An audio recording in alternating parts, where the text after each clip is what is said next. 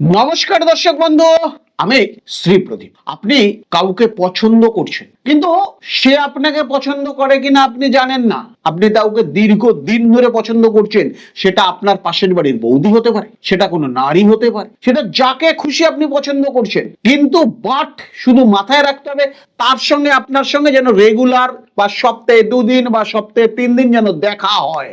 এইরকম কোনো জায়গায় থাকলেই কিন্তু আপনি এটিকে প্রয়োগ করতে পারবেন। কি করবেন?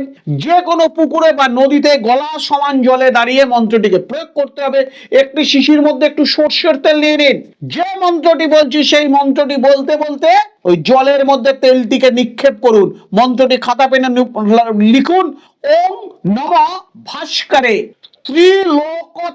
ত্রিলোকাত্মে অমুক অমুকের জায়গায় যাকে আপনি ভাবছেন তার নাম মহাপীতে মে বৈশ্য কুরু কুরু জলস্বরায় স্বাহা। এই মন্ত্রটি বলতে বলতে বুক সমান জলে দাঁড়িয়ে ওই তেলটিকে জলে নিক্ষেপ করুন এবং তার মুখটি চিন্তন করুন না, সে আপনার বশীভূত হতে বাধ্য। দর্শক বন্ধু, জাগ্রত টোটকা দিলাম, ইউজ করুন। সুফল পাওয়ার পর আপনাকে আমার মতামত জানান। নমস্কার, সুস্থ থাকুন, ভালো থাকুন।